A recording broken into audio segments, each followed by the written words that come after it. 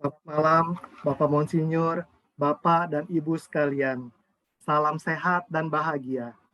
Perkenankan ke saya membacakan biodata Monsinyur Dr. Vitus Rubianto SX. Monsinyur memperoleh gelar Doctorate in Theology Pontifical Gregorian University di Rome, Italia. Beliau pernah melayani sebagai dosen tetap Sekolah Tinggi Filsafat Driakara, Jakarta, pengajar di kursus pendidikan kitab suci Santo Paulus, Jakarta, Sekinah, dan paroki-paroki. Beliau juga sempat menjadi pemimpin skolastika filsafat Frater-Frater XX di Jakarta. SX singkatan dari Serikat Xaverian. Pada tanggal 3 Juli 2021 yang lalu, Bapak Monsinyur Dr. Vitus Rubianto terpilih sebagai Uskup Padang, dan nanti tanggal 7 Oktober 2021 beliau akan ditahbiskan. Mohon doa restu dari Bapak Ibu sekalian supaya segalanya berjalan dengan lancar. Sekarang marilah kita dengarkan pemaparan Injil Lukas dari Monsinyur Dr. Vitus Rubianto. Bapak Uskup, kami persilahkan.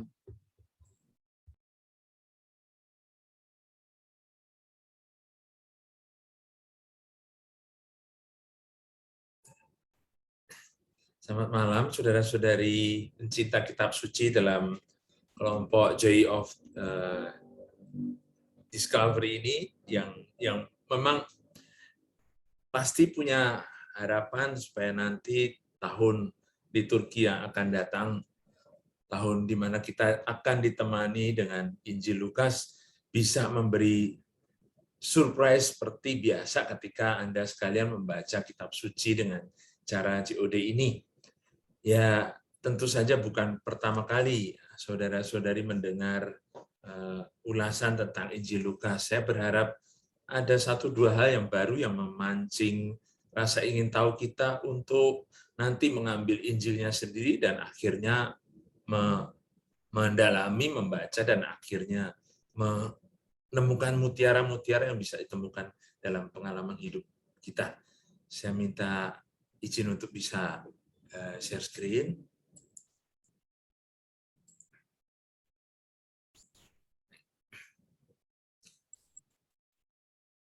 Seperti dikatakan dalam pengantar Lukas Sang Tabib Terkasih, saya mulai dari judul itu, Lukas Sang Tabib Terkasih.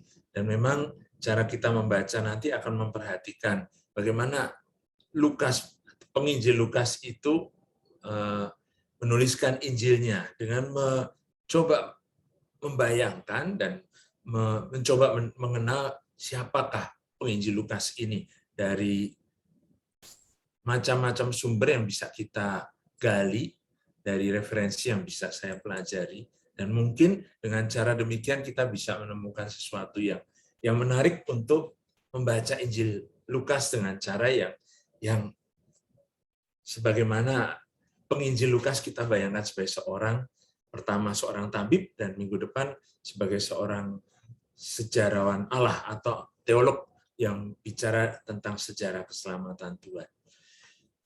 Dari pengandaian atau dari pendalaman tentang siapa penginjil Lukas ini, tentu saja pengandaian karena memang kita tidak bisa mengatakan persis penginjil Lukas ini siapa, seperti seolah-olah kita langsung bisa berkenalan dengan orangnya begitu. Tapi ada macam-macam data yang menarik yang membuat kita bisa surprise bahwa ternyata kalau dibaca dengan cara demikian, dengan cara mengenal siapa penulisnya, lalu kita akan menemukan sesuatu dalam Injil Lukas. Ya. Ini yang mau saya bagikan kepada saudara-saudari dalam 2 kali pertemuan ini, karena memang pertemuan yang singkat sekali untuk mendalami 24 bab Injil Lukas. Tentu saja kita tidak akan bicara bab per bab, tapi dari perspektif ini kita akan melihat bahwa nanti saudara-saudari punya kunci untuk melanjutkan pembacaan. Begitu maksudnya. Lukas Sang Tabib Terkasih, atau dalam bahasa Inggris The Beloved Physicians. Gitu. memang satu kasana tersembunyi kalau kita tidak terbiasa untuk melihat bagaimana latar belakang atau konteks sejarah ini secara tersendiri sebagai satu fokus perhatian. Ya. Tapi kalau kita mau masuk ke dalam Injil Lukas, mendapatkan satu insight atau pencerahan di dalamnya dengan menanyakan siapakah dia. Berangkat dari apa yang dikatakan oleh Perjanjian Baru sendiri. Nama penginjil Lukas dalam Perjanjian Baru ditemukan pertama-tama di dalam surat-surat, ya, seperti yang tertulis di dalam surat Paulus kepada Filemon di ayat 23 dan 25 sampai 25 itu. Surat Filemon hanya ada satu bab, jadi surat yang pendek. Di sana dikatakan salam kepadamu dari Epafras, temanku sepenjara karena Kristus Yesus, dan dari Markus, Aristarkus, Demas, dan Lukas, teman-teman sekerjaku. Kasih karunia Tuhan Yesus Kristus menyertai roh kamu. Di sini langsung kita tahu bahwa Lukas disebut sebagai teman-teman di antara teman-teman sekerja Paulus yang menulis surat ini. Nah, nama Lukas tampil dalam kelompok rekan sekerja Paulus ini. Memang kalau kita membaca kisah para rasul, ada yang disebut dalam tradisi para ahli kitab suci section atau bagian yang memakai kata kerja kami. Aneh karena tiba-tiba dalam satu cerita dikatakan dengan kata ganti kami, kata ganti orang pertama jamak. Itu berarti pengandaiannya yang sedang menulis kisah itu ikut serta terlibat di dalam ceritanya. Beberapa perikop dalam kisah para rasul memang ditemukan tiba-tiba menggunakan kata ganti orang pertama jamak ini, kami. Pada kesempatan inilah kiranya pengarang kisah para rasul yang dalam tradisi kita percaya itu ditulis oleh Lukas ikut serta dalam perjalanan Paulus yang sedang diceritakan ini. Perjalanan Paulus terutama sejak dari perjalanan yang kedua, ya.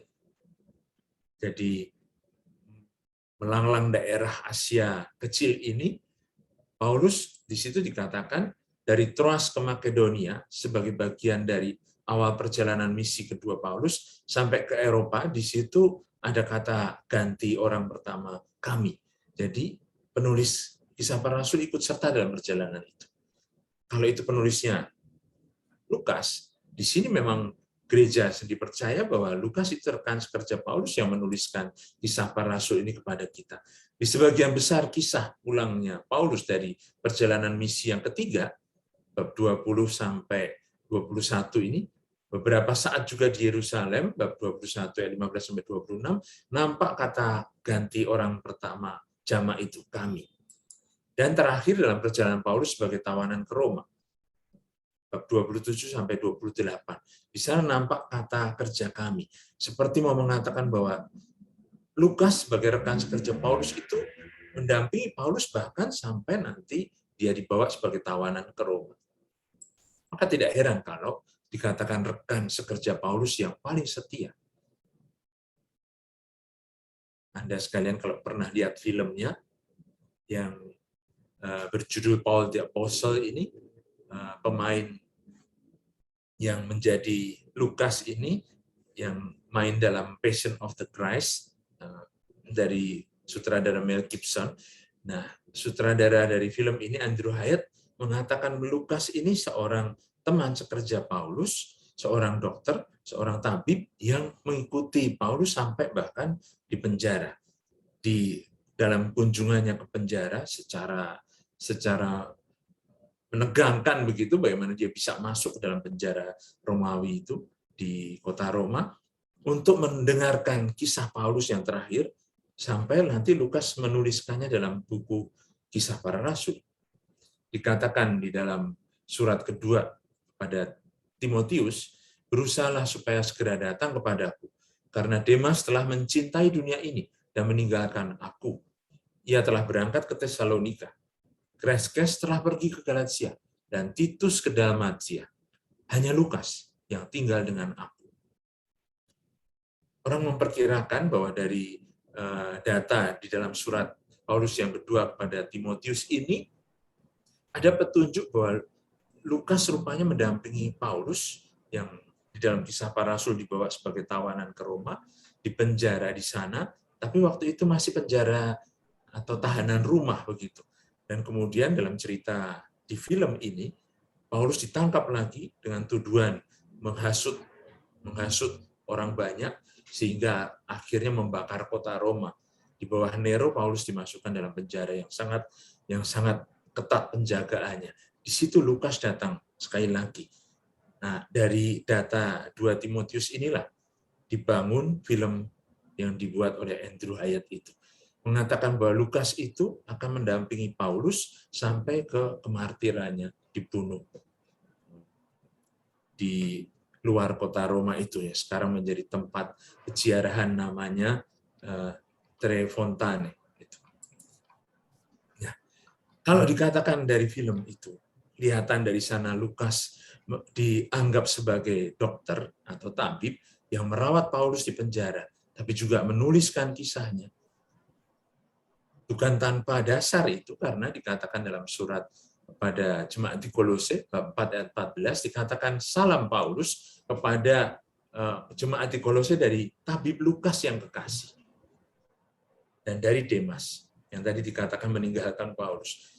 Tabib Lukas yang kekasih, nama The Beloved Physician itu berasal dari sini. Maka pantas kalau Lukas itu dijadikan pelindung para dokter. Justru karena di sini Lukas yang ditampilkan sebagai tabib. Benar, ini ada satu pendapat yang mengandaikan bahwa mungkin nasihat Paulus kepada Timotius, uskupnya itu, yang menjadi episkopos berarti penilik jemaat, yang rupanya punya problem dengan pencernaan. Maka Paulus mengatakan kepada Timotius, jangan hanya minum air, tapi minum juga anggur. Tambahkan anggur sedikit, berhubung pencernaanmu terganggu dan tubuhmu sering lemah. Kata orang, ini barangkali nasihat Paulus menurut anjuran Dr. Lukas. Kita tidak tahu persis bagaimana, tapi kalau mau dikaitkan demikian, barangkali tidak salah kalau Lukas itu betul seorang tabib. Memang ada informasi pendukung yang lain dari sejarawan pada abad kedua itu, Eusebius namanya, yang menulis sejarah gereja pertama. Lukas adalah seorang Antiokhia, bekerja sebagai dokter dan lama menjadi rekan sekerja Paulus. Mengenal baik rasul-rasul yang lain. Dalam kedua kitabnya, yaitu Injil Lukas dan Kisah Para Rasul, dia meninggalkan pada kita contoh-contoh obat bagi jiwa-jiwa yang diperolehnya dari mereka. Nah, Eusebius dari Kaisaria itu mengatakan bahwa Lukas seorang tabib dari Antiokhia yang menjadi teman sekerja Paulus. Tapi Hieronymus juga, Santo Hieronymus yang menjadi pelindung kelompok-kelompok kitab suci yang kita rayakan harinya pada hari peringatannya di akhir bulan September menutup bulan kitab suci, mengatakan Lukas dahulu memang seorang tabib dari Antiokhia. Di mana sekolah kedokterannya? Kalau kita bilang Lukas itu tabib, kedokteran itu pada zaman itu, zaman Helenis, zaman di mana kebudayaan Yunani berkembang di mana-mana, lebih merupakan filsafat daripada satu ilmu pengetahuan seperti zaman sekarang. Ada dua pusat ilmu kedokteran Yunani pada waktu itu, sekolah kedokteran yang platonik dari filsuf Yunani Plato, dan sekolah Hipokratik dari Hippocrates. Hippocrates ini yang dipercaya sebagai bapak kedokteran modern, bukan Plato. Ya. Plato punya satu aliran yang berbeda. Hippocrates lebih berorientasi pada pasien, bukan pada negara. Jadi bukan yang menentukan bukan kepentingan pemerintah atau penguasa, tetapi manusianya. Dan itulah yang menjadi patokan atau menjadi titik tolak ilmu kedokteran kemudian modern, karena memperhatikan bukan unsur institusi dan sosialnya saja yang lebih besar, tapi pada unsur pribadi manusianya. Kalau kita perhatikan di Kisah Para Rasul, memang ada satu kesempatan di mana Paulus berjalan bersama. Itu dari bagian section we atau bagian yang pakai kata ganti kami tadi, di mana kita bisa membayangkan bahwa rupanya perjalanan Paulus di Yunani itu melewati tempat suci dewa yang dipercaya menjadi pelindung kesehatan, Asklepios itu. Satu pulau yang namanya Pulau Kos. Sesudah perpisahan yang berat itu, bertolaklah kami, lihat, kayak kata ganti kami, dan langsung berlayar menuju Kos. Kos ini satu pulau. Keesokan harinya sampailah kami di Rodos, dan dari situ kami ke Patara. Di Patara kami mendapat kapal yang hendak menyeberang ke Venesia. Kami naik kapal itu lalu bertolak. Yang menarik perhatian saya itu, kita barangkali karena tidak tahu tempat-tempat itu, melewati begitu saja nama-nama ini. Tapi ketika kita perhatikan, apa itu Kos? Apa yang bisa kita ketahui dari Pulau Kos? Apa sejarah di balik Pulau Kos itu? Di jajaran pulau-pulau di sekitar Laut Egea ini. Kos adalah sebuah pulau Yunani yang menjadi bagian dari rantai Kepulauan Dodekanesi ini di sebelah tenggara Laut Egea. Kos ini pulau terbesar ketiga yang berdasarkan luasnya sesudah Rhodes dan Karpathos, tadi disebut Rhodes juga, menjadi pulau yang penting. Pulau Kos ini terkenal karena menjadi tempat lahir dan besar tabib filsuf Hippocrates tadi yang kita lihat fotonya. Rupanya inilah tempat asal-usulnya bapak kedokteran modern itu, Hippocrates. Nah, di sana sekarang ini juga, maksudnya zaman sekarang ada taman yang disebut Taman Hippocrates ini, di mana orang bisa melihat yang berziarah, mengunjungi tempat-tempat perjalanan Paulus, bisa jadi ke Athena Yunani, bisa juga mendarat di sini untuk melihat Taman Hippocrates ini. Dan di sana kita tahu bahwa ada sesuatu yang tersembunyi yang mungkin terkait dengan Injil Lukas kalau kita kaitkan Lukas itu sebagai seorang tabib. Sesudah jatuhnya Troya dari mitologi Yunani klasik itu, dikisahkan pada Darius, putra dewa Asklepios. Dewa Asklepios ini dewa untuk kesembuhan. Tabib dari Tesalia mendarat di pulau karena kapalnya karam di Pulau Kos itu. Sejak saat itu, keluarga Asklepidae dari Asklepios ini, keluarga dewa kesembuhan itu, yang lambangnya ular, tinggal di pulau tersebut seperti dipakai di lambang apotik kan. Menurut legenda itu, Hippocrates diperkenalkan sebagai keturunan yang ke-18.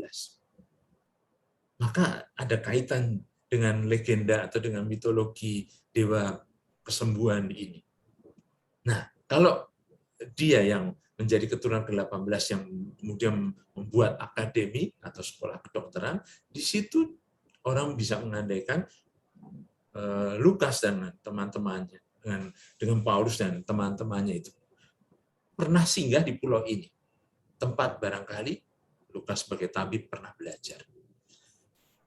Maka bisa dikaitkan penginjil Lukas dengan Hippocrates tadi, seperti ada bukunya oleh penulis dari Amerika ini. Lukas telah mewariskan kepada kita harta kekayaan Injil dari metodenya sebagai tabib menurut aliran Hippocrates ini. Kelihatan dari bagaimana bahasa medis atau bahasa kedokteran yang kita bisa temukan dalam Injil Lukas. Orang bisa ingat langsung ketika penginjil Lukas mengisahkan Yesus yang berdoa dalam sakrat maut di Getsemani itu, dikatakan darahnya, keringatnya mengucur seperti tetes-tetes darah begitu. Dalam keadaan kecemasan dan ketegangan yang begitu besar, ya barangkali karena seorang tabib bisa menghubungkan bagaimana syaraf yang bereaksi dengan segala macam reaksi tubuh itu kemudian menghasilkan titik-titik seperti tetes-tetesan darah. Dan memang para dokter yang tahu bahwa sebagai pelindung kelompok para dokter itu Santo Lukas, tahu bahwa mereka sebelum mulai bertugas praktek itu membuat Sumpah Hipokrates.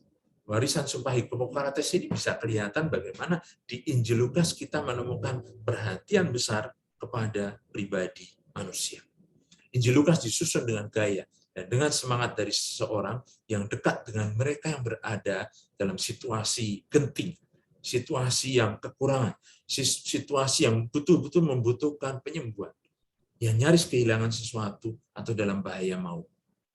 Kita bayangkan saja orang-orang yang kena penyakit, kena terpapar virus ini. Bagaimana mereka betul dalam situasi yang bukan hanya paranoid, kecemasan, tapi betul-betul satu suasana yang membuat seolah-olah maut itu ada di hadapan mereka, di depan pintu. Nilai kemanusiaan yang disebut orang Yunani filantropia, artinya cinta pada manusianya. Orang Romawi menamakannya dalam bahasa Latin humanitas. Kiranya itu juga yang mau diaspirasikan dalam sumpah Hipokrates para dokter itu. Humanitas, itu yang human. Human itu juga dari kata yang kemudian terkait dengan humus, gitu. Sesuatu yang bukan di atas tapi di bawah sebenarnya. Jadi seorang dokter memang bukan mencari sesuatu kepentingan untuk kepentingan sendiri, untuk mendapatkan sesuatu jabatan, karier begitu saja, tetapi justru memperhatikan manusianya yang terbaring, yang merunduk, yang sakit di bawah. Itulah humanitas. Kita bisa lihat sebagai satu contoh, ambil saja perikop Lukas, Injil Lukas, di mana dikatakan di situ seorang yang sudah bertahun-tahun mengalami penderitaan karena diikat oleh roh jahat, sehingga di situ disembuhkan pada hari Sabat. Perhatian pada manusia nampak di sini. Ketika kita membaca teks ini, Lukas bab 13 ayat 10 sampai 17, di sini saya hanya kutip bagian di mana perdebatan itu ya dijawab oleh Yesus, karena orang-orang Farisi dan ahli-ahli Taurat tidak suka Yesus menyembuhkan pada hari Sabat. Hai ibu, penyakitmu telah sembuh. Maka dikatakan pada orang-orang yang menjadi lawan Yesus itu, hai orang-orang munafik, bukankah setiap orang di antaramu melepaskan lembunya atau keledainya pada hari Sabat dan dari kandangnya dan membawanya ke tempat minuman? Bukankah perempuan ini yang sudah 18 tahun diikat oleh iblis harus dilepaskan ikatannya karena ia adalah keturunan Abraham? Jadi bukan perhatian pada binatang saja. Ini di hadapan Yesus ada manusia dengan martabatnya. Kalau kita perhatikan bagaimana ketelitian bahasa hukum penginjil Lukas ini, justru karena dia seorang yang sangat teliti sebagai tabib, kita bisa lihat bagaimana di dua teks yang berbunyi, yang sering kita kutip sebagai teks dari mana kita ambil 10 firman atau 10 perintah Allah. Ya. Teks yang mirip sekali. Tapi ternyata kita lihat ada perbedaannya. Perintah yang ketiga itu, ingatlah dan kuduskanlah hari Sabat. 6 hari lamanya engkau bekerja dan melakukan segala pekerjaan. Tapi hari ketujuh adalah hari Sabat, Tuhan Allahmu. Maka jangan melakukan sesuatu pekerjaan, engkau atau anakmu laki-laki, atau anakmu perempuan, atau hambamu laki-laki, atau hambamu perempuan, atau hewanmu, atau orang-orang asing yang ada di tempat kediamanmu. Sebab 6 hari lamanya Tuhan menjadikan langit dan bumi, laut dan segala isinya. Dan ia berhenti pada hari ketujuh. Itulah sebabnya Tuhan memberkati hari Sabat dan menguduskannya. Ahli-ahli Taurat pada zaman itu, zaman Yesus, mengambil kutipan ini. Sehingga pada hari Sabat, ya, semua harus berhenti. Tidak boleh terkecuali satupun orang, binatang, bekerja di situ. Tapi rupanya ada teks juga yang lain. Ingatlah dan kuduskanlah hari Sabat, seperti yang diperintahkan kepadamu oleh Tuhan Allahmu. 6 hari lamanya, kau akan bekerja dan melakukan segala pekerjaan. Tetapi hari ketujuh adalah hari Sabat Tuhan Allah. Maka jangan melakukan suatu pekerjaan. Engkau atau anakmu laki-laki atau anakmu perempuan, atau hambamu laki-laki atau hambamu perempuan, atau lembumu, atau keledaimu. Tadi kita lihat dalam Injil Lukas ada kutipan lembu dan keledai ini. Atau hewanmu manapun, atau orang asing yang di tempat kediaman, supaya hambamu laki-laki dan hambamu perempuan berhenti seperti engkau juga. Sebab, nah ini yang tidak sama dengan kitab Keluaran tadi, kitab Ulangan masih punya alasan lain di dalam penghormatan hari Sabat. Haruslah kau ingat bahwa engkau pun dahulu budak di tanah Mesir, dan engkau dibawa keluar dari sana oleh Tuhan Allahmu dengan tangan yang kuat, dengan lengan teracung. Itulah sebabnya Tuhan Allahmu memerintahkan engkau merayakan hari Sabat. Kalau kita bandingkan dua teks hukum ini, saudara-saudari, kita akan lihat bahwa ternyata tekanan penginjil Lukas, ya, rasa-rasanya menaruh dalam mulut Yesus tafsiran atas kitab Ulangan ini bukan kitab Keluaran. Ada kata lembu, seperti tadi kita lihat, kalau saudara-saudari perhatikan di sini. Hai orang-orang munafik, bukankah setiap orang di antaramu melepaskan lembu atau keledai pada hari Sabat? Persoalannya di sini bukan hanya sekedar berhenti, tetapi berhenti untuk merayakan kebebasan dari perbudakan. Karena haruslah kau ingat bahwa engkau pun dahulu budak, lalu dibebaskan oleh Tuhan. Maka sekarang kamu jangan memperbudak. Kalau lembu dan keledai saja dibebaskan untuk minum, apalagi orang. Itu betul satu penelitian bahasa hukum yang rupanya diperhatikan oleh Lukas. Saudara-saudari, kita tahu bahwa Yesus juga seorang rabi. Tahu bagaimana cara berdebat seperti rabi-rabi Yahudi. Artinya berdebat dengan kitab suci. Memakai dasar kitab suci. Dan saya kira itu perdebatan hukum yang rupanya kita lihat dalam Injil Lukas bagaimana ketelitian penginjil itu untuk mengangkat bahkan simbol ini, lambang lembu dan keledai. Itu sebabnya barangkali Lukas memakai lambang keledai sebagai lambang itu kan penginjil. Jadi dilepaskan pada hari Sabat bukan karena sekedar menguduskan hari Sabat, tapi juga menguduskan manusianya yang dibebaskan, yang dirayakan pembebasannya pada hari Sabat. Nah, itulah yang mau dikatakan dalam teks tadi.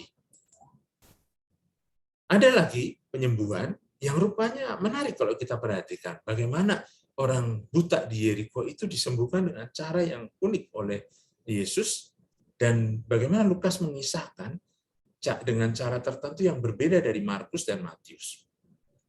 Waktu Yesus hampir tiba di Yeriko, ada seorang buta yang duduk di pinggir jalan dan mengemis. Jadi orang buta itu ya tidak bisa melihat, didudukkan di pinggir jalan, karena dia tidak bisa jalan-jalan karena buta. Di situ diberi tugas untuk mengemis, artinya dia tidak bisu, dia punya suara untuk minta-minta. Waktu orang itu mendengar bahwa orang banyak lewat, ia bertanya, apa itu? Lihat, dia tidak bisu ya. Kata orang kepadanya, Yesus orang Nazaret lewat. Dia juga tidak tuli karena mendengar kata orang banyak ini. Lalu ia berseru, Yesus anak Daud, kasihanilah aku. Maka mereka yang berjalan di depan menegur dia, supaya dia diam. Maksudnya, kamu itu sudah buta, bisu juga sekalian gitu, supaya tidak mengganggu gitu. Jahat sebenarnya kan. Namun semakin keras ia berseru, anak Daud, kasihanilah aku. Lalu Yesus berhenti dan menyuruh membawa orang itu kepadanya. Yesus tidak menyuruh orang itu diam, tapi justru malah menyuruh orang membawa orang buta itu kepadanya. Ketika ia telah berada di dekatnya, Yesus bertanya kepadanya, apa yang kau kehendaki supaya aku perbuat bagimu? Yesus tahu bahwa orang buta itu tidak tuli dan tidak bisu. Jawab orang itu, Tuhan, supaya aku dapat melihat. Dia punya mulut untuk minta, dia punya mulut untuk memohon, dia punya mulut untuk berdoa. Lalu kata Yesus kepadanya, melihatlah engkau, imanmu telah menyelamatkan engkau. Seketika itu juga melihatlah ia, lalu mengikuti dia, sambil memuliakan Allah. Yang hebat di sini, saudara-saudari. Ya. Kata sambil memuliakan Allah ini, khas Lukas. Ketika kita membaca paralelnya di perikop yang lain, coba perhatikan. Lukas bahkan mengulang kata memuliakan Allah ini 2 kali. Seluruh rakyat yang tadinya justru menyuruh orang itu diam karena tidak mau diganggu, sekarang melihat hal itu dan memuji-muji Allah.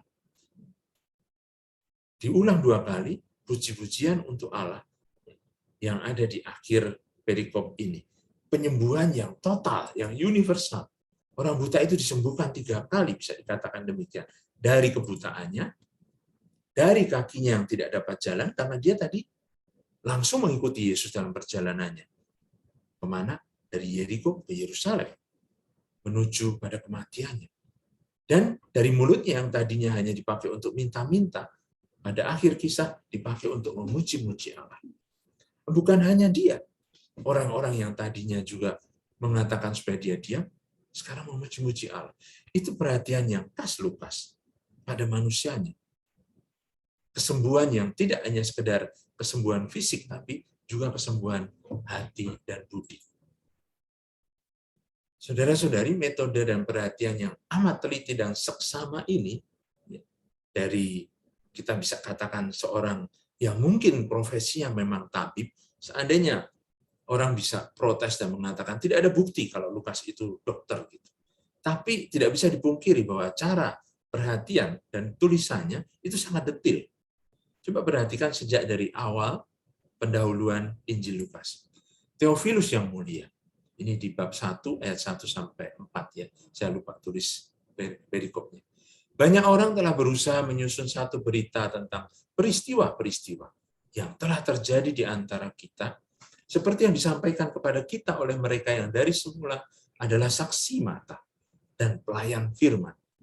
Karena itu, setelah aku menyelidiki segala peristiwa itu dengan seksama dari asal mulanya, aku mengambil keputusan untuk membukukannya dengan teratur bagimu, supaya engkau dapat mengetahui bahwa segala sesuatu yang diajarkan kepadamu sungguh benar. Kata-kata yang saya tanda-tandai ini, kalau seorang dokter atau seorang yang bekerja di bidang medis dan rumah sakit, pasti langsung tahu. Semuanya harus dicatat. Track record itu, kesehatan seseorang penting sekali. Dan itu harus ditulis dengan seksama. Diselidiki, dan akhirnya dibukukan secara teratur. Kita punya, kalau pergi ke rumah sakit yang sudah biasa menjadi langganan kita, pasti punya satu catatan, medik di sana. Rekam medik yang penting untuk melihat bagaimana kelanjutan perkembangan kesehatan seseorang. Tapi yang menarik lagi, saudara-saudari, kalau kita perhatikan tanda yang saya buat dengan huruf besar ini. Saksi mata. Penginjil sudah mulai dari awal mengambil atau mengambil data, mengambil informasi dari mereka yang dari semula adalah saksi mata dan pelayan firman. Saudara-saudari tahu, dalam bahasa, ini dia, dalam bahasa Yunani, kata saksi mata itu tertulis autoptai. Seperti seolah-olah metode autopsi ya. Autopsi, bedah. Sebagai kompetensi ahli sejarah itu rupanya dari kata ini. Autoptai, saksi mata itu. Merujuk pada kesaksian orang yang melihat dengan mata kepala sendiri dengan maksud menyadari apa yang sesungguhnya terjadi. Lihat, tidak jauh sebenarnya kitab suci dengan kedokteran ini. Tidak jauh sebenarnya kalau kita kaitkan penginjil Lukas itu dengan tadi data yang di awal kita katakan dialah tabib terkasih. Karena dia mewariskan perhatian yang detil ini, terutama pada manusianya, pada kita. Saudara-saudari, tahu kalau Santo Lukas itu juga pelindung selain para dokter, ahli bedah. Dan kita tahu ahli bedah itu justru berkaitan dengan hal yang sangat detil. Ya. Bahkan pada zaman dulu, seorang ahli bedah harus tahu anatomi tubuh dengan benar, sampai dikatakan dia seorang pelukis juga. Ini seperti lukisan dari Rembrandt dari kuliah anatomi Dr. Willem van der Meer ini. Menunjukkan bahwa pelukis itu rupanya juga terkait dengan anatomi tubuh. Tidak bisa dipungkiri kalau peran Lukas sebagai tabib menandakan satu keakraban dengan detil-detil anatomi yang penuh pertelitian semacam ini, seperti ahli bedah. Ya, tidak. Saya kira kita kenal kalau nanti kita akan lihat bahwa dalam sejarah juga ada pelukis yang rupanya ahli anatomi karena belajar ilmu bedah itu. Santo Lukas selain dikatakan sebagai pelindung para dokter dan ahli bedah, profesinya sebagai tabib itu dalam tradisi Kristen kuno dikenang juga Santo Lukas itu sebagai pelindung para seniman. Karena dikatakan Lukas itu seorang pelukis. Tidak heran memang kalau pelukis dan ahli bedah itu terkait sangat erat. Santo Lukas pelindung para pelukis dan pematung, seperti kalau kita ingat Leonardo da Vinci ini, yang meninggalkan skema anatomi, sketsa anatomi yang begitu detil. Dia bapak yang bisa dikatakan mewariskan bagaimana perhatiannya begitu detil pada bukan hanya anatomi, tapi juga pada arsitektur. Tabib dan pelukis itu dua profesi yang sangat berkaitan erat pada zaman dahulu. Tidak bisa dipisahkan. Maka kalau dikatakan Lukas itu seorang tabib, dia juga seorang pelukis. Benar kalau tradisi Kristen mengkaitkan Lukas sebagai pelukis ikon pertama atau ikonografer pertama. Ikon itu berarti gambar suci, ya, dari Bunda Maria dan Yesus. Dan memang dalam tradisi kemudian sejarah gereja pun, dalam kesenian sejarah gereja pun mengkaitkan lukisan-lukisan Bunda Maria yang kuno itu dengan satu tradisi rasuli sampai ke penginjil Lukas.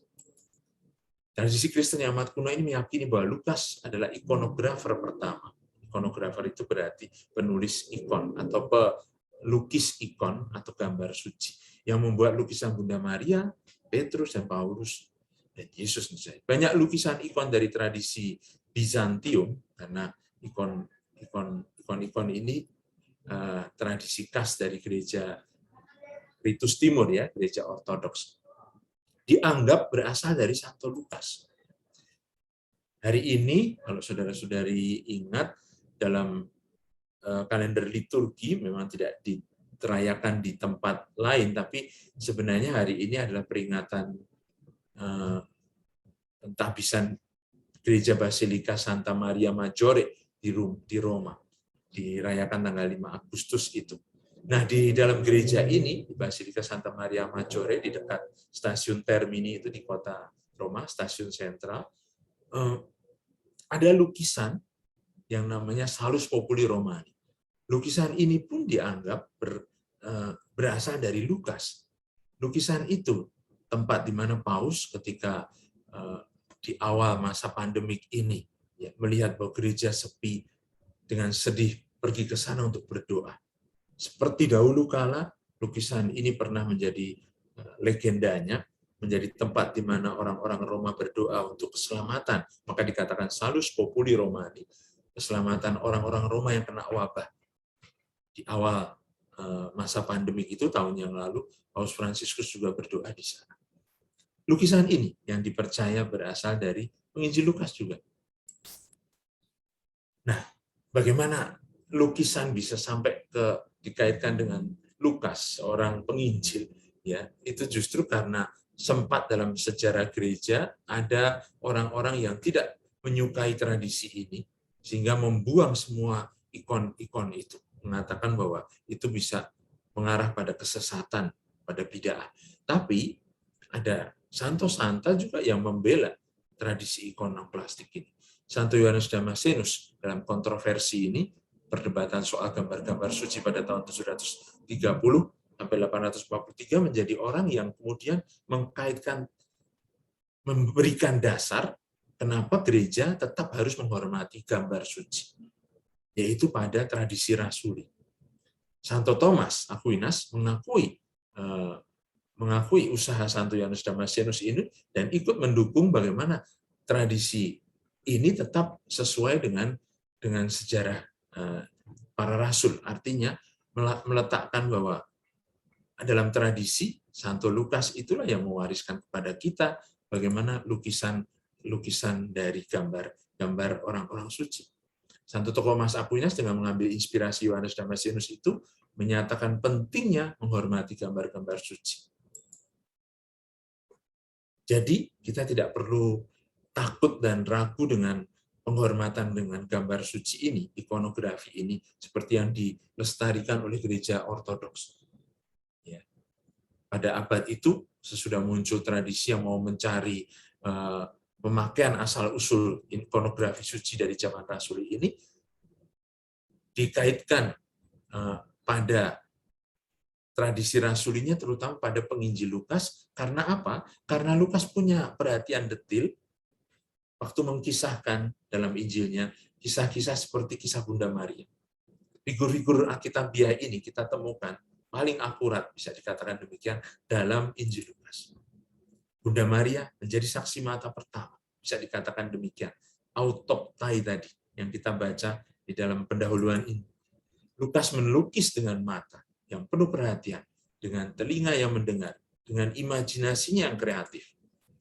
Theophilus yang mulia, banyak orang telah berusaha menyusun satu berita tentang peristiwa-peristiwa yang telah terjadi di antara kita, seperti yang disampaikan pada kita oleh mereka yang dari semula adalah saksi mata dan pelayan firman.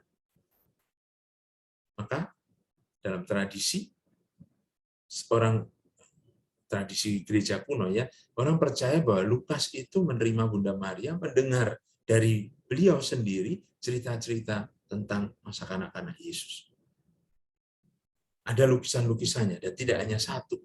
Kalau lukisan-lukisan ini bukan hanya sekedar omong kosong, tapi betul-betul menunjukkan bahwa dalam tradisi dipercaya bahwa Lukas itu adalah orang yang mendengar sendiri berita tentang Yesus dari Bunda Maria ketika dia ada di Yerusalem. Maka kita punya kisah masa kanak-kanak Yesus dalam Injil Lukas yang menaruh tekanan pada figur Maria. Lain dari Injil Matius yang menaruh tekanannya pada figur Yusuf. Injil Lukas kita baca bagaimana Maria mendampingi Yesus sampai umur 12 tahun juga. Tapi mulai dari awalnya, bagaimana Lukas merekam cerita ini yang dalam Injil Yohanes dipakai sebagai pendahuluannya agung dan indah itu. Pada mulanya adalah firman. Dan ketika firman itu sampai ke telinga Bunda Maria, Maria memberikan kepada kita satu ungkapan yang indah sekali. Aku ini hamba Tuhan. Jadilah padaku menurut perkataan. Sehingga firman itu betul-betul menjadi daging, menjadi manusia dalam dirinya. Injil Lukas yang mencatat ini. Sehingga kita tidak perlu baca karena waktu. Ya. Kita bisa mempunyai cerita tentang bagaimana warta malaikat Gabriel kepada Maria. Dari sana, sabda yang menjadi manusia, kita temukan kisahnya di dalam Injil Lukas. Lalu, bukan hanya itu.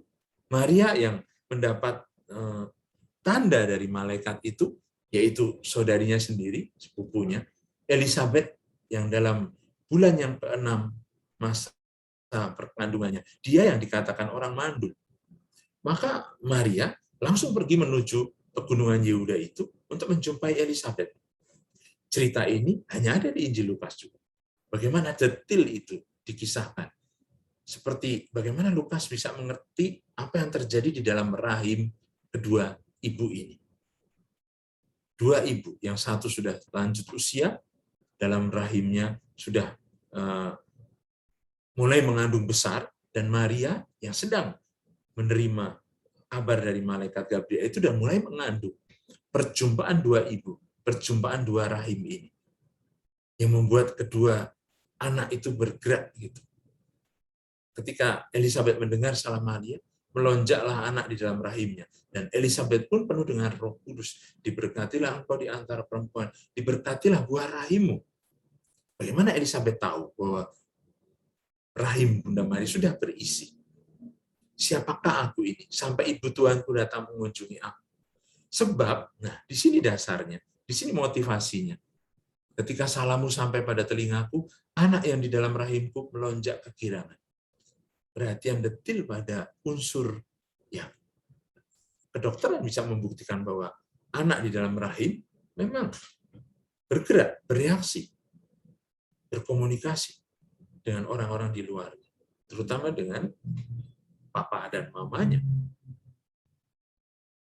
Sesuatu yang ada di dalam, yang berkobar, yang bergerak, sampai nanti kalau kita membaca Injil Lukas di akhir, dua murid dari Emmaus itu, ya, yang berkobar-kobar hatinya karena mendengar penjelasan dari Yesus, dan akhirnya melihat bagaimana orang yang memecahkan roti itu, mereka kenali sebagai Tuhan, mereka tidak langsung pergi ke Emmaus, tapi kembali ke Yerusalem, dengan mengatakan, bukankah hati kita berkobar-kobar pada waktu dia menjelaskan kitab suci. Perhatian sesuatu yang ada di dalam. Itulah joy of discourse. Itulah sesuatu yang kalian punya dalam kelompok kitab suci ini. Yang mau selalu dikobarkan. Membaca Injil itu seperti seolah-olah baru pertama kali membaca. Ya, itulah perjumpaan Elizabeth dengan Maria. Bagaimana anak dalam kandungan Elizabeth itu melonjak kegirangan. Anak kita bicara. Nanti anak dalam rahim Maria yang ditempatkan di palungan ketika saatnya lahir. Justru pada saat Bunda Maria sedang ada dalam perjalanan untuk mendaftarkan diri bersama suaminya, Yusuf. Cerita ini, ya, yang kita juga tidak punya waktu untuk baca, ya, kita lihat bahwa bagaimana penginjil Lukas punya detail yang sangat teliti, yang sangat perhatian pada kata-kata yang dipilihnya itu. Dibungkusnya dengan lampin, dibaringkannya dalam palungan. Diulang sampai 3 kali kata palungan ini untuk menunjukkan bahwa bagaimana fokus perhatian penginjil Lukas ini pada bayi yang baru lahir itu, yang ditempatkan di tempat makan. Karena tidak ada tempat selain itu. Maksudnya, seolah-olah, ya memang bayi itu, firman yang menjadi manusia itu datang, menemukan tempatnya justru di tempat makan. Karena memang Lukas juga yang menuliskan, selain Matius yang menceritakan bagaimana kunjungan para Majus itu di Bethlehem, Lukas menunjukkan bahwa di kota Bethlehem, kota Daud itu, yang artinya adalah rumah roti, di sana Yesus ditempatkan sebagai bayi. Nanti dia yang di atas palungan itu lahir, diletakkan, nanti akan mengatakan kepada orang-orang, I am the bread of life. Akulah roti hidup. Seperti yang kita baca pada hari-hari Minggu ini. Siapa yang datang kepadaku tidak akan lapar lagi. Tapi penginjil Lukas dengan kejeliannya menaruh dari sejak awal, karena Lukas nanti kita akan lihat pada minggu yang akan datang, perhatian kepada orang-orang kecil, orang-orang miskin itu. Di Injilnya yang ditulis di awal itu, mereka yang tahu kedatangan Sang Juru Selamat ini bukan orang-orang besar. Komuni pertama itu, perjumpaan pertama itu, bukan untuk raja-raja, tapi untuk para gembala yang tahu bahwa di palungan itu, di tempat makan itu, bayi itu lahir sebagai makanan untuk mereka. Memberikan hidupnya untuk mereka. Gembala yang baik menyerahkan nyawanya bagi domba-dombanya. Dan yang mengerti ini justru orang-orang kecil ini. Orang-orang yang justru tidak terhitung dalam masyarakat. Wanita-wanita. Nanti Maria Magdalena yang mendengar kata Yesus, Maria, dia mengenal sebagai gurunya, Rabuni. Maria itu seperti domba yang mendengar dan mengenal suara gembalanya. Maria Magdalena yang tadi saya sebut itu. Tapi di sini Bunda Maria menyimpan segala perkara itu di dalam hatinya dan merenungkannya. Hanya Lukas yang punya kata-kata ini. Hanya Lukas yang memberi perhatian bagaimana hati Maria yang menyimpan semua perkara itu, merenungkannya, menjadi teladan bagi kita dalam meditasi. Injil Lukas itu untuk dikontemplasikan. Kisahnya itu tidak bisa hanya dimengerti dengan akal, dengan kepala, tapi harus masuk ke hati. Baru kita tahu bahwa ternyata cerita penginjil Lukas tentang Natal itu sebenarnya sudah bicara tentang Paskah. Di palungan itu ada bayang-bayang salib. Di tempat makan itu ada petunjuk di mana nanti Yesus akan menyerahkan diri. Kisah Natal tidak bisa dilepaskan dari Paskah. Justru karena apa? Saudara-saudari, kita lihat roti itu, tak beragi itu, yang dibungkus begini, seperti bayi yang dikatakan dibungkus dengan kain lampin ini. Ia melahirkan seorang anak laki-laki, anak yang sulung, dibungkusnya dengan lampin dan dibaringkannya di palungan. Karena tidak ada tempat bagi mereka di rumah penginapan. Kata-kata yang sama nanti oleh penginjil Lukas diulang pada waktu Yesus diturunkan dari salib, dibungkus dengan kain, dan diletakkan di makam. Sesudah ia menurunkan, ia ini Yusuf dari Arimatea. Jadi ada Yusuf dan Maria di awal kisah Injilnya, ada Yusuf dari Arimatea di akhir Injil, mengapaninya dengan kain, mengapaninya atau membalutnya dengan kain lenan, lalu membaringkannya di dalam kubur yang digali di dalam bukit batu, di mana belum pernah dibaringkan mayat. Mirip kata-kata yang dipakai di sini seperti menunjukkan itulah kejelian Lukas untuk melihat bahwa Natal yang diceritakannya tidak bisa dilepaskan dari Paskah yang nanti akan dirayakan. Ketika Yesus berumur 12 tahun, merayakan Paskah bersama orang tuanya. Ya, lalu Yesus tertinggal di Yerusalem, bicara atau berdiskusi dengan para ahli Taurat, orang alim ulama pada waktu itu, sampai ayah ibunya kembali ke Yerusalem dan menemukan dia. Apa kata orang tuanya? Nak, mengapakah engkau berbuat demikian? Bapakmu dan aku dengan cemas mencari engkau. Tapi Yesus menjawab, mengapa engkau mencari aku? Seperti seolah-olah di sini pun kita diingatkan pada nanti di akhir Injil, ya, Yesus yang mengatakan, mengapa kamu mencari aku? Tidakkah kamu tahu bahwa aku harus berada dalam rumah Bapakku? Mengingatkan kita pada kata-kata malaikat, mengapa kamu mencari dia yang hidup di antara yang mati? Dia tidak ada di sini, ia telah bangkit. Kata-kata ini, maaf ini diulang 2 kali, itu menunjukkan bagaimana Natal memang di dalam Injil Lukas berorientasi pada Paskah. Banyak petunjuk yang tadi kita lihat. Dan itu ketelitian dari penginjil Lukas yang membuat kita membaca ceritanya tidak sepotong-potong, tapi sebagai satu kisah. Teladan Bunda Maria dalam perumpamaan tanah yang subur itu, kalau dalam Injil Lukas, menabur itu menaburkan benih, dan ketika benih yang itu sampai di tanah yang baik, dikatakan di sana berbuah 100 kali lipat. Di Injil lain, Matius dan Markus, dikatakan 30 kali lipat, 60 kali lipat, 100 kali lipat. Di Injil Lukas dikatakan berbuah 100 kali lipat. Seperti seolah-olah mau mengatakan, kalau berbuah di sana, ya seperti Bunda Maria yang menerima firman itu, kemudian membuahkannya di dalam rahimnya sampai akhirnya menjadi matang dalam ketekunan. Dikatakan berbuah 100 kali lipat, itu berarti 100%, tidak ada embel-embelnya. Nanti Yesus mengatakan kepada orang yang mengatakan, berbahagialah ibu yang menyusui engkau. Ibuku dan saudara-saudaraku, justru ialah mereka yang mendengarkan firman Allah dan melakukannya. Bapak, Ibu, saudara-saudari, kali waktu juga sudah cukup panjang. Satu petunjuk pada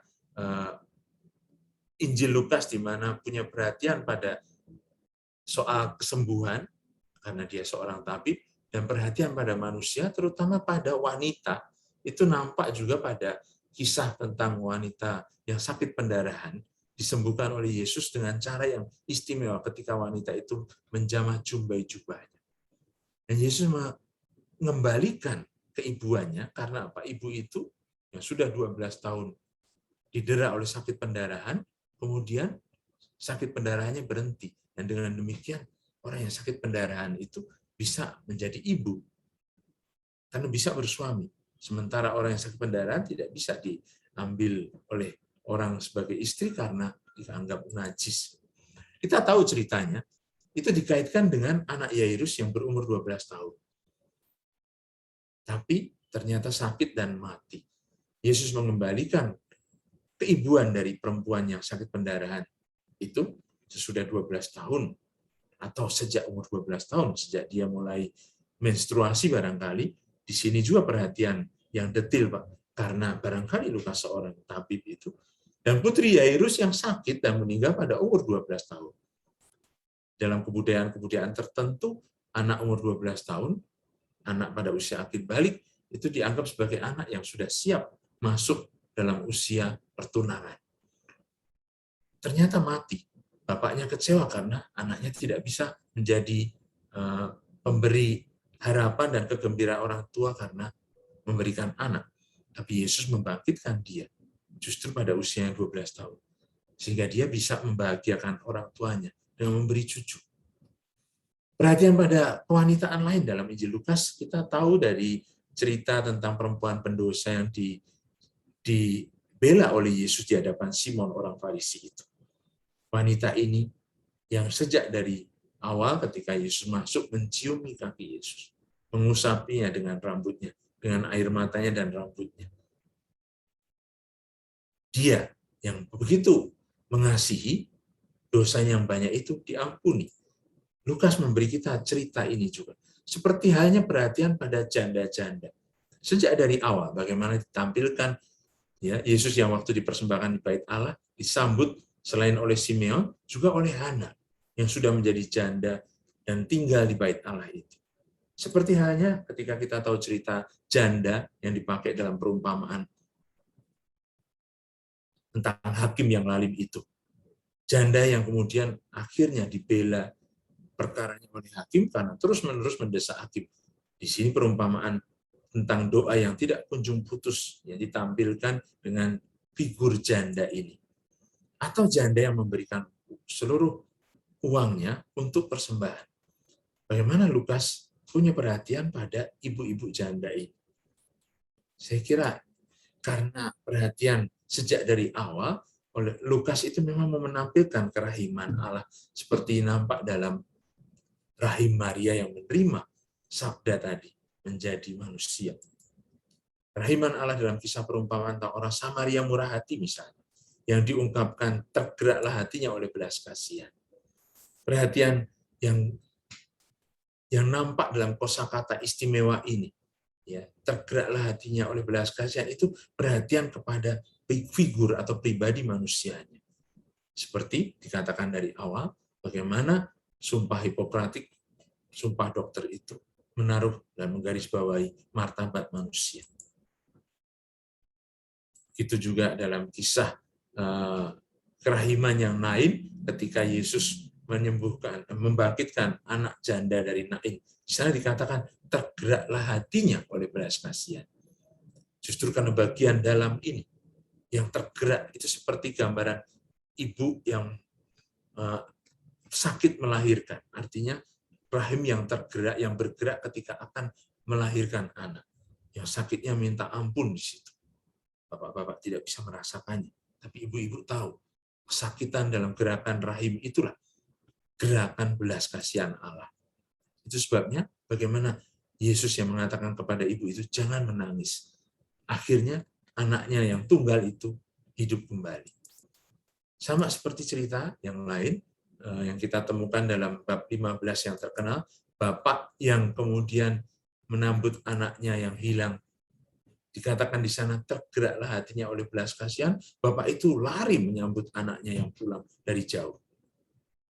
Sekali lagi, gerakan kerahiman ini yang kemudian menjadi ciri khas yang menunjukkan bagaimana keibuan Allah Bapa kita yang memang digarisbawahi dalam Injil Lukas. Sebagaimana dulu pada tahun 2016 menginspirasi tahun jubileum kerahiman Paus Fransiskus.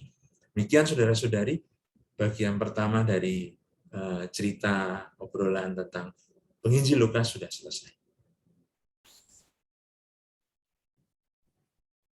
Saya kembalikan kepada moderator.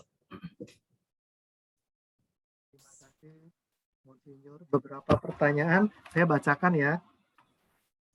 Yang pertama, Monsinyur, saya mau bertanya, nyanyian pujian Maria hanya ada di Injil Lukas. Apakah ini ada hal khusus antara Lukas dengan Bunda Maria atau ada hal lain? Sekali lagi itu ada hal, tentu saja nyanyian pujian Bunda Maria memang dalam konteks alkitabiahnya bisa dikaitkan dengan Kidung Hana di kitab-kitab sejarah. Artinya Hana yang bernyanyi karena kelahiran Samuel, anaknya kan di situ. Nah, itu dikaitkan dengan mirip sekali dengan Kidung Maria. Tapi kalau kita perhatikan, kenapa hanya Injil Lukas yang punya?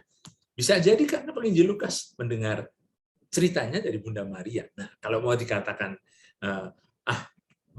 Romo ini mengada-ada gitu. Tapi dari tadi kita baca Lukas mengatakan dianggap mendengar dari saksi mata. Dan saksi mata pertama dari tradisi Lukas pelukis tadi, ya, dia mendengar dari Bunda Maria. Gitu. Ya. Jadi kalau mau dikatakan bagaimana Maria bercerita waktu bertemu dengan Elizabeth, dia disambut dengan cara demikian, Maria juga bingung, bagaimana sampai ibu Tuhanku datang mengunjungi aku, alih-alih Maria merasa bangga pada dirinya sendiri, Maria justru melimpahkan pujian dan syukur itu kepada Allah.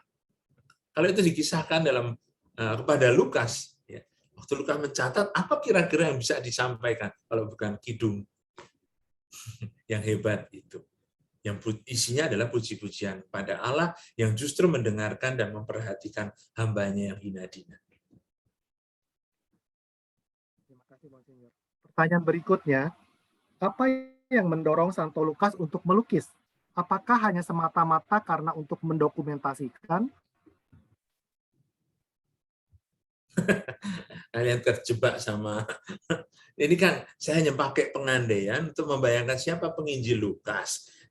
Jadi mendokumentasikan itu bahasa apa coba? Mendokumentasikan dengan seorang pelukis tidak mendokumentasikan. Seorang pelukis itu mengkontemplasikan sampai akhirnya dari apa yang dia pandang kemudian jadi sesuatu hasil karya yang indah. Lebih dari sekedar dokumentasi saja. Ya. Seorang pelukis itu punya memori fotografik gitu. Maka kalau dokumentasi dalam arti itu sudah jelas dia punya detil.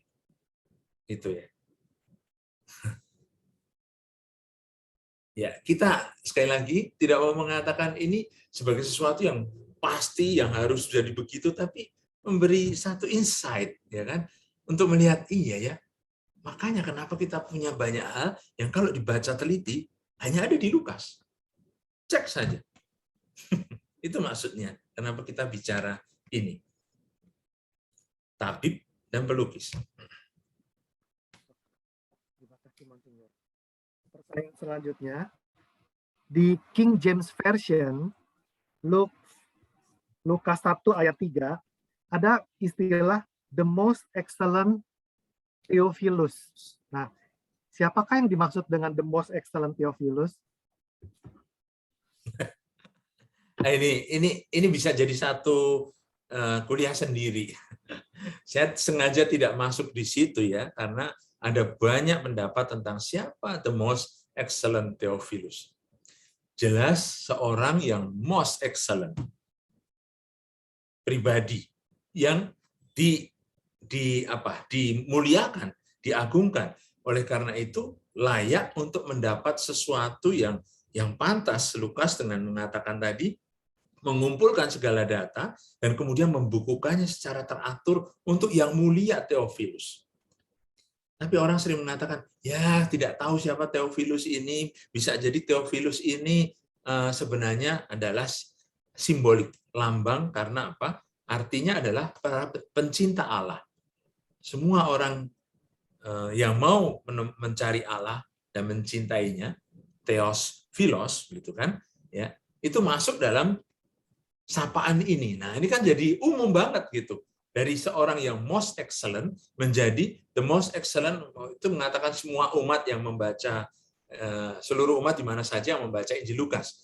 Saya kira betul bahwa Paulus menyapa jemaatnya dengan orang-orang kudus.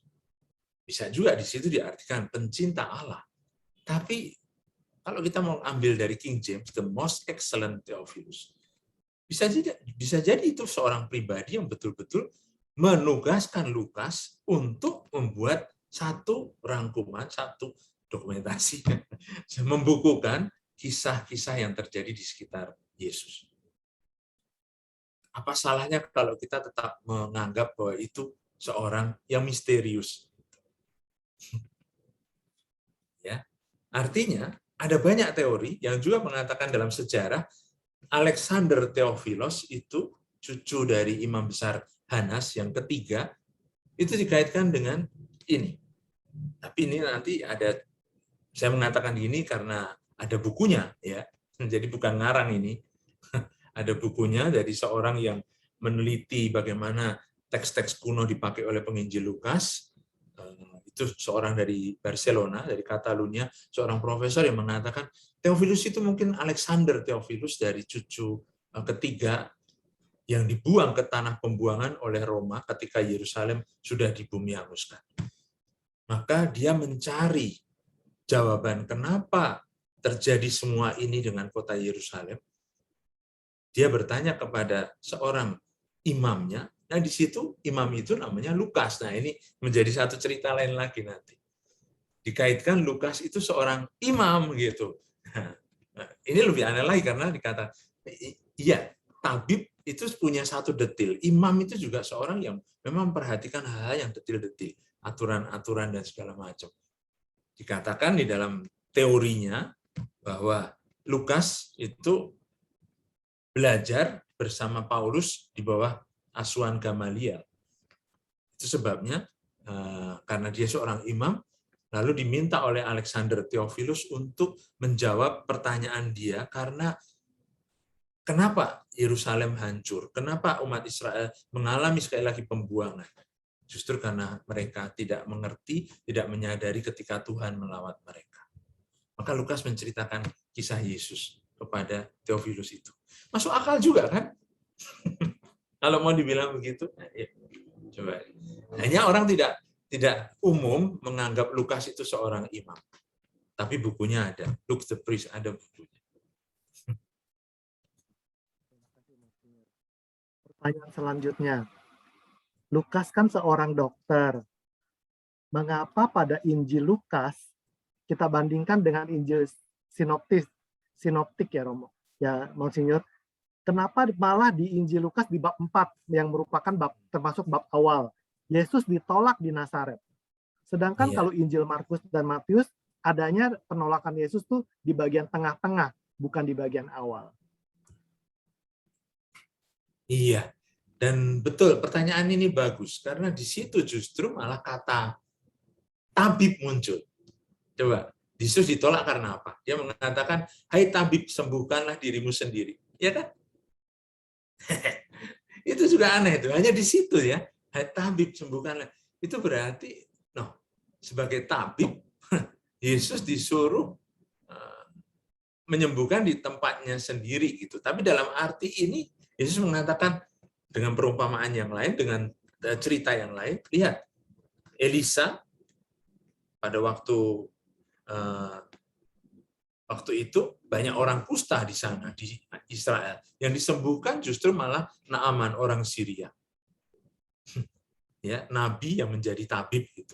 Nabi yang menyembuhkan orang sakit kusta, ya kan? Menunjukkan bahwa lihat penyembuhan itu bukan untuk diri sendiri, tapi untuk orang lain. Tapi orang-orang sekampung Yesus itu mau menjadikan Yesus ya yang sudah terkenal itu sebagai devisa kampungnya barangkali, sehingga ya, mengatakan kenapa kamu tidak menyembuhkan di sini sehingga kita menjadi terkenal, bukan hanya kamu tapi seluruh kampung, sehingga orang bisa menarik pajak kalau mau minta disembuhkan di kampung itu. Yesus justru malah pergi ke tempat lain, justru karena itulah perutusan. Ya. Seorang nabi tidak dihormati di kampung halamannya sendiri. Penginjil sinoptik juga punya. Benar dikatakan di tengah-tengah, tapi sejak dari awal di Injil Lukas digarisbawahi itu justru untuk menunjukkan bagaimana program misi Yesus untuk keluar, untuk mengajak orang keluar dari diri mereka sendiri. Memperhatikan yang lain justru terutama yang kecil seperti nampak bagaimana dalam perhatian Yesus dalam pelayanan di depan umum. Terima kasih, Monsinyur. Pertanyaan berikutnya. Lukas adalah satu-satunya penginjil dari Yunani. Menurut Monsinyur Vitus, apa yang khas dari Lukas yang tidak disampaikan pada Injil-Injil lainnya? Nah, ya tadi itu yang sudah bagaimana yang tidak disampaikan penginjil lainnya. Coba lihat bagaimana cerita tentang Maria dari awal, ya. Kalau saudara perhatikan banyak sekali perhatian kepada detil macam itu. Di mana ada kata Theophilus yang mulia. Hanya di Injil Lukas juga. Maka jangan hanya mencari satu saja, tapi mencari banyak permata, mutiara, yang rupanya kadang-kadang lolos dari pengamatan kita karena kita tuh sering membaca Injilnya tuh jadi satu, blur gitu. Nah sekarang coba perhatikan. Ketika membaca Injil Lukas nanti, iya ya, ini hanya di sini. Gitu. Kekasannya apa? Salah satu yang bisa kita katakan, Lukas sangat memperhatikan wanita, misalnya. Ya, dari sejak awal perhatiannya pada figur wanita itu. Lukas sangat memperhatikan orang miskin. Nanti kita akan lihat juga. Lukas sangat memperhatikan bagaimana para pendosa. Gitu. Betul di Injil lain juga ada ya. Tapi perhatian-perhatian yang semacam ini ya terupanya menjadi digarisbawahi dalam Injil Lukas. Gitu. Cek saja dalam cerita yang sama tentang penyembuhan pada hari Sabat, hanya di Lukas ada kata lembu dan keledai. Itu perhatian pada binatang juga. Karena lembu dan keledai itu sudah muncul juga mungkin pada waktu Yesus lahir di kandang. Jadi lihat bagaimana gambaran ini itu memang bagian dari, tidak dikatakan di kisah kelahiran Yesus, lembu dan keledai. Tapi ada kata palungan. Palungan itu ya dikutip dari kitab Nabi Yesaya bab 3, di sana dikatakan bab 1 ayat 3, di sana dikatakan kalau keledai, lembu dan keledai saja ingat akan tuannya. Ya.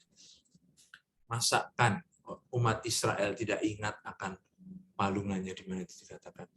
Itu ungkapan yang sangat tajam itu. Aku membesarkan anak-anak dan mengasuhnya. Yesaya bab 1 ayat 2. Tetapi mereka memberontak terhadap aku. Lembu mengenal pemiliknya, tetapi Israel tidak. Keledai mengenal palungan yang disediakan tuannya, tetapi umatku tidak memahaminya. Jadi ada kata palungan berkaitan dengan lembu dan keledai itu di kitab Nabi Yesaya. Coba lihat, ya. Yang nanti kita tadi baca di dalam cerita tentang penyembuhan orang hari Sabat itu, lembu dan keledai yang dibebaskan untuk minum. Masa perempuan yang sakit sejak 18 tahun tidak boleh dibebaskan. Lukas menggarisbawahi pentingnya ini. Kalau lembu dan keledai saja diperhatikan, masa ibu yang sakit tidak diperhatikan? Jadi menurut Monsinyur, apakah ada pengaruh dari tulisan-tulisan Lukas itu? Ada nggak pengaruhnya karena dia adalah orang Yunani? Jadi kebudayaan Yunani mempengaruhi Injil Lukas. Kebudayaan Yunani yang mana coba? Lebih banyak yang tadi saya katakan kebudayaan Yahudi, coba lihat. Bagaimana dia tahu kitab suci? Bagaimana dia tahu perbedaan antara Keluaran dan kitab Ulangan? Bagaimana dia tahu tentang nubuat-nubuat Nabi Yesaya? Orang Yunani saja nggak cukup belajarnya.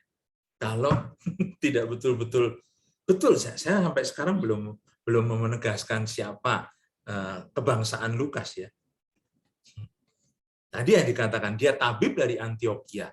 Iya, memang mungkin dari Antioquia atau orang Yunani. Orang sering mengatakan begitu. Tapi tunggu dulu. Tadi waktu ditanya tentang siapa Theophilus, saya sudah nyinggung bahwa ada juga pengarang yang mengatakan Lukas itu barangkali seorang yang belajar bersama Paulus di Yerusalem, di bawah Gamaliel. Jadi tidak tahu kita. Kalau kita ngomong bahwa memang Lukas orang Yunani, karena dia tidak bersunat. Dikatakan begitu di Kolose, ya kan? Ada di situ Paulus mendaftar, membuat kelompok, ada rekan-rekan yang bersunat, ada rekan-rekan yang tidak bersunat gitu. Orang berpikir bahwa di situ masuk grup kelompok yang tidak bersunat itu Lukas, maka dia pasti bukan orang Yahudi. Tunggu dulu, banyak perdebatan di soal itu. Jadi kalau saudara mengatakan apakah keyunanian Lukas sampai sejauh mana bahwa seorang Yahudi bisa bicara dan belajar bahasa Yunani, betul bagus. Sama seperti orang dari China, ya, bicara bahasa Inggris dengan gaya Harvard atau Oxford, begitu bagus. Masa kita katakan dia orang Amerika? Enggak, dia orang Cina. Masa gitu maksudnya ya. Jangan kita berpikir bahwa karena bahasa Yunani yang bagus, lalu dia bukan orang Yahudi. Yosefus, sejarawan Yahudi, itu bahasa Yunani-nya bagus. Katanya dia pakai penerjemah, tapi jelas bahasa Yunani-nya itu teratur dan bagus. Yang menulis sejarah dalam bahasa Yunani itu. Ya. Pertanyaan terakhir, Monsinyur. Bagaimana dengan masa kecilnya Santo Lukas? Apakah dia seorang yang miskin, lalu dia belajar kepada orang kaya, pada majikannya, belajar tentang tabib, atau memang dia seorang yang kaya raya memang, anak bangsawan mungkin, sehingga dia punya dana memang untuk belajar mengenai kedokteran. Walaupun tadi Monsinyur sudah menjelaskan bahwa kedokteran yang dimaksud di sini adalah lebih banyak bersangkutan dengan filsafat. Ya, saya kira yang kedua lebih tepat kalau mau dipikirkan. Orang yang punya kesempatan dan kemampuan untuk mempunyai latar belakang yang membuat dia akhirnya bisa menghasilkan dua karya besar seperti ini, Lukas dan Kisah Para Rasul, ya pasti punya sesuatu. Artinya entah mau dipikirkan dia keluarga imam atau dia keluarga Yunani yang kaya yang bisa menyekolahkan anaknya sampai dalam akademi kedokteran, tapi yang jelas pasti bukan orang yang tidak mampu gitu. Jadi dia pasti bukan orang yang biasa-biasa saja sampai akhirnya tiba-tiba tok bisa membuat satu karya, tidak pasti. Ya. Dalam kitab suci akhirnya kalau artinya dibolak-balik diperdalam, banyak tulisan-tulisan dari kitab-kitab suci ini dihasilkan oleh orang-orang yang memang betul-betul pujangga dan punya pendidikan yang berangkat dari kekayaan atau dari, kalau bukan kekayaan, apa yang memang menjadi satu sumber yang membuat mereka tidak perlu bercocok tanam atau bekerja seperti berburu atau memancing gitu, karena pekerjaan mereka ternyata bisa membantu mereka untuk fokuskan perhatian pada apa yang mereka tulis gitu. Bayangkan saja juga zaman sekarang, ya. Maka saya tidak mau mengatakan pertanyaan ini konyol atau karena apa? Ya, jangan bertanya tentang masa kecil Lukas pada saya seolah-olah saya kenal. Saya sendiri ditanya orang sekarang dan Romo, bagaimana masa kecilnya dulu? Sesudah diumumkan pengumuman pemilihan ini, lalu seolah-olah saya harus bernostalgia karena saya tidak biasa bernostalgia sebenarnya. Tiba-tiba kenangan masa lalu harus dibongkar-bongkar lagi. Begitu. Nah, apalagi kalau ditanya Lukas masa kecil, ya saya nggak kenal tentu saja ya. Tapi bahwa kalau saudara-saudara mengandaikan itu, itulah pengandaian yang sampai barangkali pada bagian pertama ini kita belajar bahwa Lukas itu menurut tradisi seorang tabib yang kekasih, seorang pelukis. Terima kasih banyak, Monsinyur. Pertanyaan sudah habis. Apakah untuk berikutnya Monsinyur mau menutup Lukas ini dengan kesimpulan atau bagaimana? Kami persilakan, Monsinyur. Iya, bagaimana kesimpulan untuk merangkum sesuatu yang memang banyak sekali ya kita. Saya harap ada sesuatu yang menarik dan baru juga bagi saudara sekalian untuk menjadi pemancing melanjutkan pembacaan sendiri Injil Lukas ini. Saya kira ketika orang perhatikan dalam tradisi, karena berangkat dari teks kitab suci Lukas dikatakan rekan sekerja Paulus seorang tabib yang kekasih itu, ya. Lalu kita menemukan ada kaitannya dengan detil-detil tertentu yang menjadi kekhasan dalam Injil Lukas ketika dia menuliskan kisah-kisah Injilnya. Bahkan ketika dia menggambarkan atau menarasikan kisahnya dengan satu lukisan yang hidup, dengan ilustrasi yang menarik, masa kecil Yesus, ya, kisah tentang Bunda Maria, perjumpaan dengan Elizabeth, kisah tentang Yohanes Pembaptis. Lalu kita akan mengatakan Lukas ini pasti seorang yang punya perhatian yang sangat teliti dan seksama. Bukan hanya seperti seorang tabib saja, tapi dengan memori fotografiknya itu seperti seorang pelukis. Gitu kesimpulannya. Monsinyur, terima kasih banyak. Sehat selalu. Doa kami selalu menyertai Bapak Monsinyur. Terima kasih. Saya mau buat pantun juga. Jalan-jalan di atas papan. Yowis, hati-hati. Kini saatnya saya kembalikan kepada Sis Yanti. Cakep. Terima kasih ya Mas Broyos.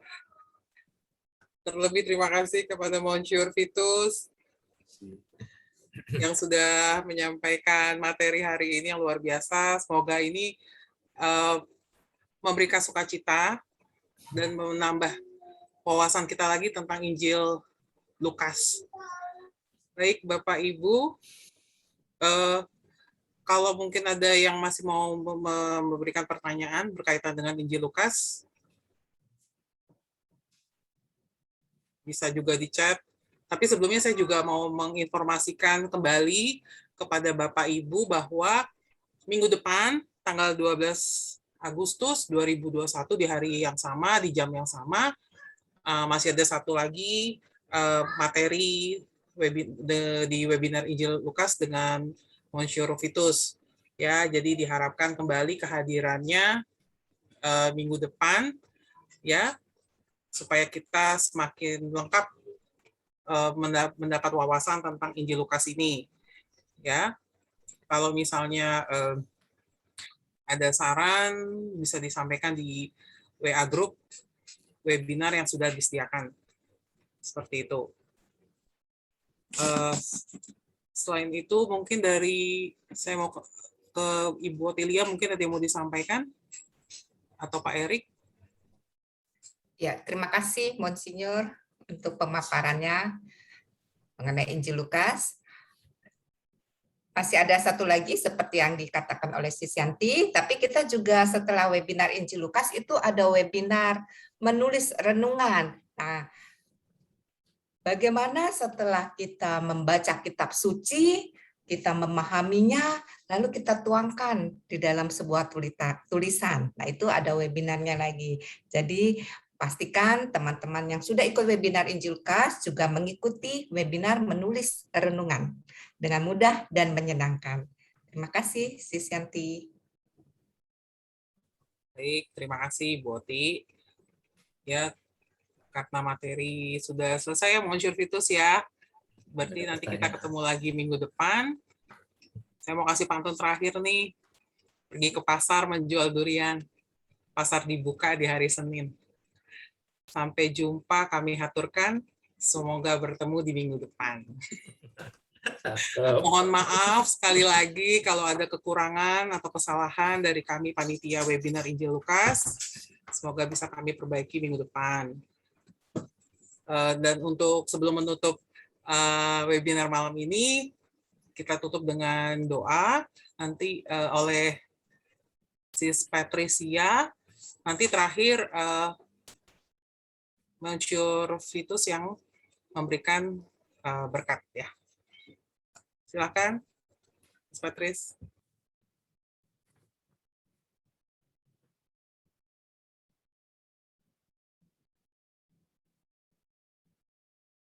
Ya, baik. Monsinyur, nanti kami minta berkat untuk kami semua di atas Bapak. Bapak, Ibu, rekan-rekan sekalian, serta webinar, Mari kita tutup kegiatan ini dengan berdoa. Dalam nama Bapa, Putra, dan Roh Kudus. Amin. Puji dan syukur Bapa, pada malam hari ini kami boleh menyelesaikan webinar Injil Lukas bagian pertama. Kami sungguh banyak mendapatkan informasi dan manfaat dari pemaparan yang disampaikan oleh Monsinyur Vitus, dan kami yakin akan sangat berguna bagi perkembangan hidup rohani kami selanjutnya. Bapa di surga, kami juga mau berdoa dan bersyukur untuk Monsinyur Vitus yang sudah membawakan webinar pada malam hari ini. Berilah selalu kesehatan dan agar dalam pelayanannya selalu bersukacita, selalu juga kami saat ini akan melanjutkan aktivitas kami masing-masing. Kami juga mau beristirahat pada malam hari ini. Sertailah kami selalu ya Bapa dalam istirahat kami dan dalam kegiatan kami selanjutnya. Dan biarlah semua yang kami lakukan hanyalah untuk menyenangkan hati-Mu. Kemuliaan pada Bapa, Putra, dan Roh Kudus, seperti pada permulaan, sekarang, selalu, dan sepanjang segala abad. Amin. Tuhan sertamu, Dan sertamu juga. saudara sekalian, beserta keluarga senantiasa dilindungi, dipimpin, dan diberkati Allah yang Maha Rahim, Bapa dan Putra dan Roh Kudus. Amin. Terima kasih, Sis Patricia. Terima kasih Monsinyur. Terima kasih, Selalu. Monsinyur. Terima kasih. Terima kasih, sampai jumpa minggu depan. Terima Terima kasih, Monsinyur. Terima kasih, Bapak, Ibu. Panitia. Foto dong, foto. Kita foto dulu ya, Patricia. Bapak Ibu. Ya, Suaranya kok bentar, kecil. Monsinyur, foto dulu. Sis Juni, bisa tolong foto? Bisa, bisa. Oke, Bapak Ibu, silakan videonya.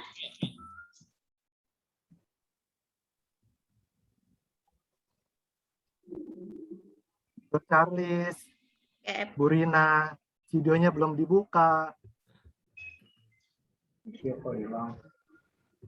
layar 1 ya.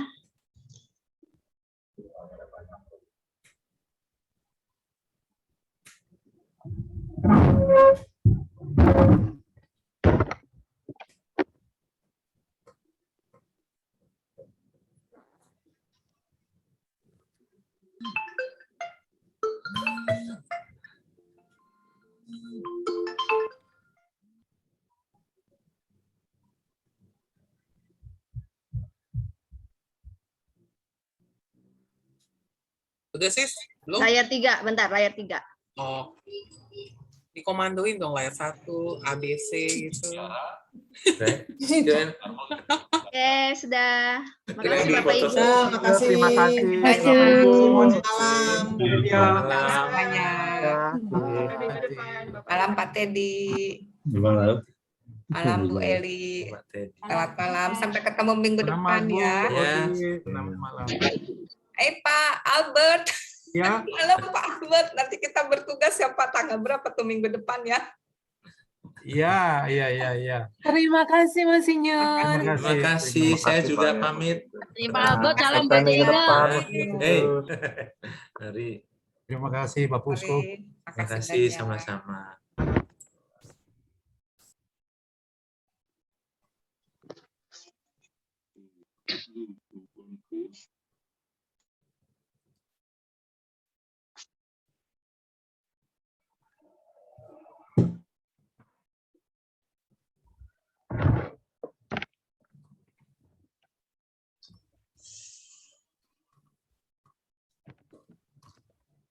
Ferdinand, recording boleh ditutup.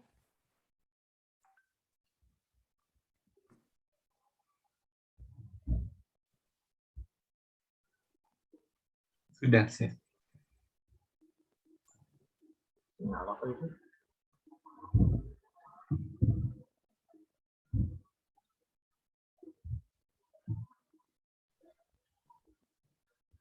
Di aku masih tulisan recording loh. Iya. Sudah ya? Masih recording. Atau ada yang nge-record lain? Tadi kayaknya yang report Cici Oti tadi.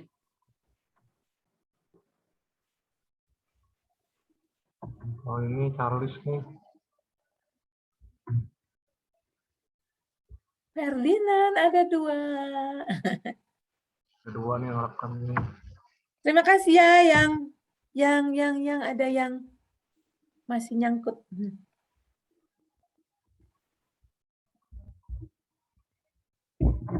Bye-bye Rina.